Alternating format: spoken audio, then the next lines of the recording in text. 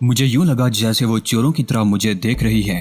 क्यों, आखिर क्यों? मैं बेसुध लेटा रहा और ऐसी कैफियत चेहरे पर पैदा कर ली जैसे इंतहाई बेखबरी की नींद सो रहा हूँ। सांस भी कुछ तेज कर दी थी मैंने। चंद लम्हात वो इसी तरह खड़ी रही, फिर आहिस्ता आहिस्ता सांस रोके मेरे करीब पहुंची। झुक कर मेरा चेहरा देखा, फिर सीधी हो गई। उसने अपने जिस्म को ढकने की कोशिश नहीं की थी। इसी तरह चलती हुई वो एक अलमारी के करीब पहुंची।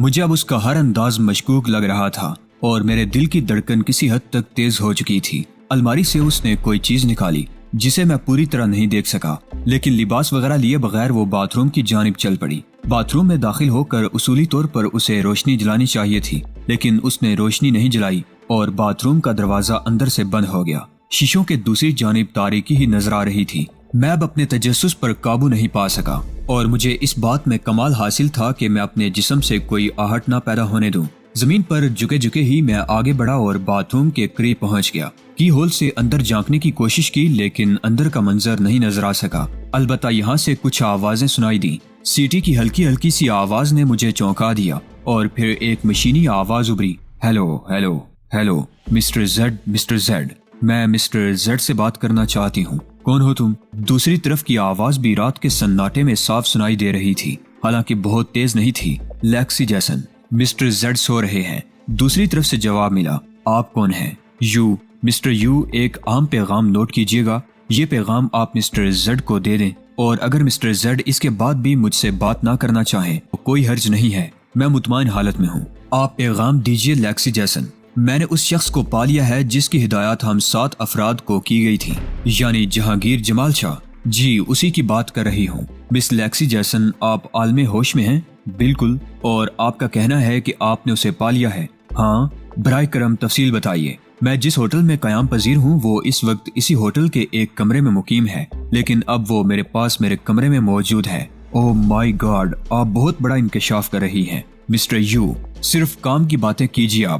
आपको इल्म है कि मैं अहमक नहीं हूँ। Sorry madam, sorry. बराए करम तफसील बताइए। आपको पता है कि मेरी आंखों पर ऐसे लेंस लगे हुए हैं जो मेकअप के दूसरी जानिब झांक लिया करते हैं। 7 अफराद को ऐसे लेंस सप्लाई किए गए हैं क्योंकि मिस्टर जेड का यही ख्याल था कि वो फौरन ही मेकअप में आ जाएगा। जी हाँ, मैंने उसे अपने होटल के रिफ्रेशिंग हॉल में देखा और फौरन ही पहचान लिया। ये शख्स जहांगीर जमाल शाह है।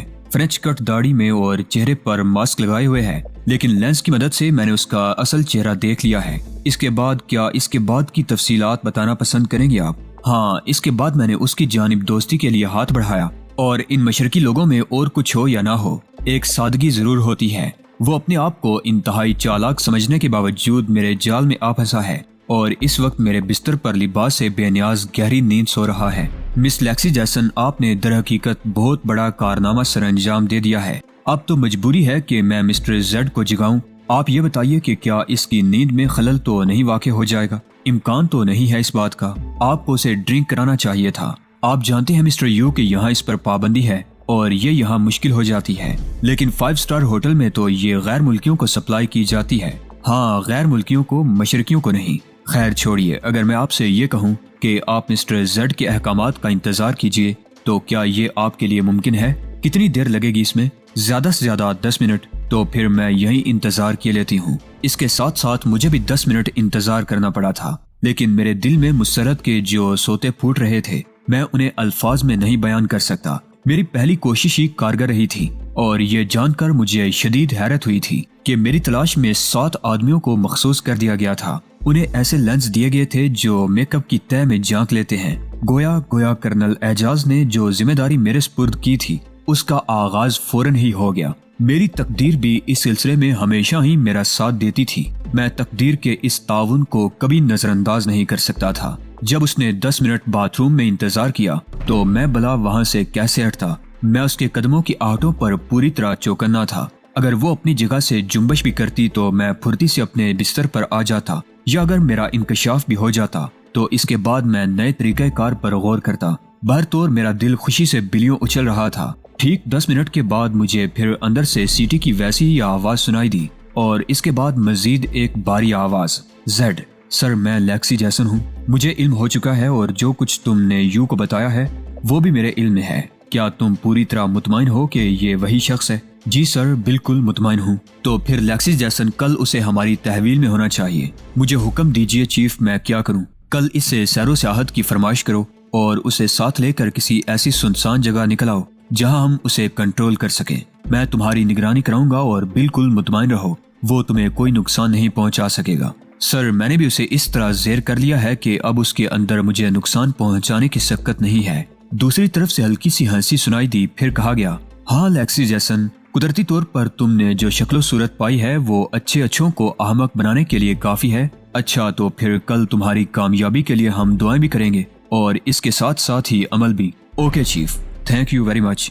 ओके। दूसरी तरफ से जवाब मिला और अब इसके बाद मेरा बिस्तर पर आ जाना लाजमी अमर था। मैं उसी तरह बेसुध होकर पड़ गया जैसे मेरे फरिश्तों को भी होश न हो। लेक्सी उसी तरह दबे पांव गुसल खाने से बाहर निकली, मुझ पर नजर डाली और फिर वो ट्रांसमीटर अलमारी में छुपाया जिस पर वो बातें करती रही थी। फिर आहिस्ता आहिस्ता वो चलती हुई बिस्तर पर आकर लेट गई। उसने मेरी जानिब से करवट ही बदल ली थी। मैं अपने सीने में मचलने वाली खुशियों को दबाए आने वाले वक्त के बारे में सोच रहा था। तकदीर ने क्या यावरी की थी कि मैं जहां पहुंचना चाहता था पहली ही कोशिश में वहां पहुंच गया था। मिस्टर ZU साफ जाहिर था कि कोई बाकायदा ऑर्गेनाइजेशन है और हो सकता है इसका ताल्लुक हिंदुस्तानी दहशतगर्द एजेंसी रा या फिर इसराइली एजेंसी मोसाद से हो। गर्ज ये कि दूसरे दिन के प्रोग्राम मेरे जहन में तरतीब पाते रहे। फिर मैंने अपनी कुव्वते इरादी से काम लेकर सो जाने का फैसला किया। कल की जिम्मेदारियां निभाने के लिए थोड़ी सी नींद लेना जरूरी था। हालांकि कुछ देर के बाद सुबह होने वाली थी। मैं सो गया। फिर उस वक्त जागा जब लेक्सी का नरमो नाजुक हाथ मेरे सीने पर हल्का सा दबाव डाल रहा था। मैंने आंखें खोली तो वो मुस्कुरा कर बोली, शायद तुम बहुत ज्यादा देर तक सोने के आदी हो। मैंने मुस्कुराती निगाहों से उसे देखा।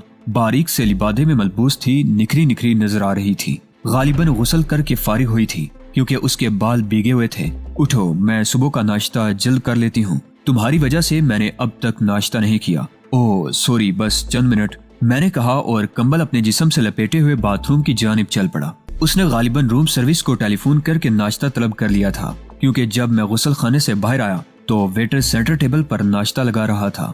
वो मुझे देख देख कर मुस्कुराती रही। मैंने पूछा, क्यों, खैरियत, क्या बात है? तुम पर ही गौर कर रही थी। क्या? इतना दिलकश इंसान इससे पहले कभी मेरी निगाहों से नहीं गुजरा। मुझे हंसी आ गई। मैंने कहा, हमारे यहाँ इसे उल्टे बांस बरेली जाना कहते हैं। क्या? वो मुतहय्यराना अंदाज में मुझे देखने लगी। जाहिर है ये मुहावरा उसकी समझ में क्या आता। खालिस मशरकी मुहावरा है, तुम ना समझ पाओगी। मेरा मतलब सिर्फ ये है कि बजाय इसके कि मैं तुम्हारी दिलकश शख्सियत की तारीफ करता, तुमने खुद ही ये काम शुरू कर दिया। नहीं, मैं सच कह रही हूँ। इतना दिल माइल हो रहा है तुम पर कि मैं तो ये सोच रही हूँ कि तुमसे जुदाई कैसे मुमकिन होगी। मैं उसे देखता रहा। उसने गर्दन झटक कर कहा, खैर छोड़ो, बहुत ज्यादा उलझनों का शिकार नहीं होना चाहिए। लेकिन क्या अब तुम मेरे पास से चले जाओगे? मैं समझा नहीं लेक्सी। कम से कम 1-2 दिन तक तो हमें साथ रहना चाहिए। तो मैंने इसे कब इनकार किया है? नहीं, मेरा मतलब ये है, देखो प्लीज ये ना समझना कि मैं सिर्फ अपने अखराजात पूरे करने के लिए तुम्हारी जानिब रुजू हो रही हूँ। जो पेशकश तुमने की है अब वो मुझे कबूल नहीं होगी। कौन सी पेशकश? मैंने कहा था ना कि मेरे अखराजात तुम उठाओगे। ओ नहीं लेक्सी, अब हम इतने छोटे लोग भी नहीं होते कि ऐसी छोटी छोटी बातों पर तवज्जो दें। तो फिर आज का दिन मेरे साथ गुजारो। अगर तुम आज का दिन कहती हो सिर्फ तो ठीक है, वरना मैं तो ये सोच रहा था कि जब तक मैं यहाँ मुकीम हूँ तुम्हारे साथ ही रहूंगा। क्या वाकई? वो पुरमुसरत लहजे में बोली, हाँ इरादा तो यही था। Very good very good. तो फिर मैं तुम्हारी ये पेशकश खुलूसे दिल से कबूल करती हूँ। वैसे तुम मकामी आदमी होने के बावजूद यहाँ होटल में क्यों रहते हो? ये मेरा शौक है, मुझे किसी घर से कोई दिलचस्पी नहीं है। बस ये समझ लो कि इसी तरह वक्त गुजारता हूँ। Good, very good. वो पुरख्याल निगाहों से मुझे देखने लगी। फिर बोली, तो फिर घूमने चलेंगे? कितनी देर के बाद? जब तुम पसंद करो। दोपहर का खाना बाहर किसी रेस्टोरेंट में खाएंगे और पूरा दिन सैरो सियाहत करेंगे। तुम ज्यादा बेहतर समझ सकते हो कि यहाँ सियाहत के लिए कौन सी जगहें मुनासिब हैं। वैसे मैं तुम्हें अपने शौक के बारे में बता दूं, मुझे ज़माने कदीम की इमारतें और खंडरात देखने से बहुत दिलचस्पी है। मैं दिल ही दिल में मुस्कुराया और इस दिलचस्पी की वजह मैं अच्छी तरह जानता था। बहरहाल ये सब कुछ तो मैं खुद भी चाहता था। आफताब कमाल के बारे में मैं बिल्कुल मुतमईन था। मेरा जो भी प्रोग्राम होगा उसके इल्म में होगा। हालांकि उसे इसका पता नहीं था कि मुझे मेरी मतलूबा शख्सियत मिल गई है, लेकिन जो अल्फाज उसने कहे थे उसकी बिना पर मुझे एतमाद था। चुनाचे जरूरी नहीं था कि मैं उसे इस बारे में कोई तफसील बताऊं, चूँकि मैं खुद भी इन तमाम तफसीलात में मुलव्विस होना चाहता था। फिर थोड़ी देर के बाद मैं अपने कमरे में आ गया। उससे इजाजत ले ली थी मैंने। مجھے اس بات کا خدشہ نہیں تھا کہ وہ مجھ پر اس لمحے بھی نظر رکھے گی۔ یہاں آنے کے بعد ایک بات میرے ذہن سے ٹکرائی اور میں مجبور ہو گیا کہ کسی بھی طرح آفتاب کمال سے رابطہ قائم کروں۔ فوراً ہی ٹیلی فون پر میں نے اسے رابطہ قائم کیا۔ وہ مجھے مل گیا۔ میں نے کہا، میں بول رہا ہوں۔ جی چیف، چند الفاظ میں تمہیں تفصیل بتائے دیتا ہوں، ان تمام تفصیلات کا خیال رکھنا۔ جی چیف، کیا تمہیں اس بات کا علم ہے کہ 5 اسٹار ہوٹل میں نے؟ جی چیف، مجھے علم ہے کہ آپ نے اپنی یہ رات اپنے کمرے میں نہیں گزاری۔ ویری گڈ، مجھے تم سے یہی امید تھی، مگر مجھے آپ سے یہ امید نہیں تھی۔ سوری آفتاب، وہ یوں سمجھ لو ایک کام تھا۔ خیر آپ بتائیے چیف۔ میری مطلوبہ شخصیت مجھے مل گئی ہے۔ او مائی گاڈ، کیا واقعی؟ ہاں، مجھے خوشی ہے کہ کم از کم یہ بات تمہیں معلوم نہیں ہو سکی۔ واقعی چیف، مجھے یہ پتہ نہیں چل سکا تھا۔ نام ہے لیکسی جیسن اور تعلق کسی ایسے گروپ سے ہے جس میں غالباً اے سے لے کر زیڈ تک لوگ شامل ہیں۔ گڈ، کیا زیڈ آرگنائزیشن؟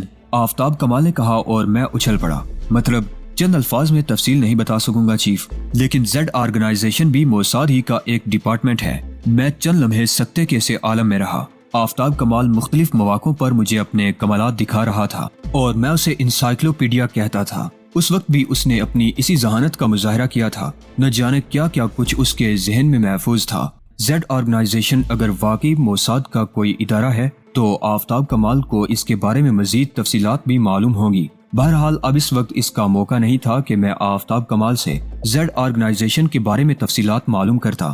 میں نے اسے کہا، بس اتنا کہہ دینا کافی ہے کہ میں ایک لڑکی کے ساتھ سیر و سیاحت کے لیے جا رہا ہوں اور ہم لوگ کسی ایسی جگہ پہنچیں گے جہاں سے مجھے غالباً اغوا کر لیا جائے گا۔ میں نے اس وقت صرف تمہیں اس لیے مخاطب کیا ہے کہ تم اس اغوا میں مداخلت نہیں کرو گے۔ اوکے چیف، اور کچھ نہیں؟ بس اور کچھ نہیں۔ میں نے فون بند کر دیا اور اس کے بعد لباس وغیرہ تبدیل کرنے لگا۔ اس دوران میں نے اس بات پر پوری نظر رکھی تھی کہ لڑکی میری طرف تو نہیں آتی، لیکن ایسا نہیں ہوا تھا۔ پھر جب میں تیار ہو کر اس کے کمرے میں پہنچا تو وہ بھی تیار ہو چکی تھی۔ اس نے مسکراتی نگاہوں سے مجھے دیکھا اور کہنے لگی، ہینڈسم، بہت ہینڈسم لگ رہے ہو، چلیں؟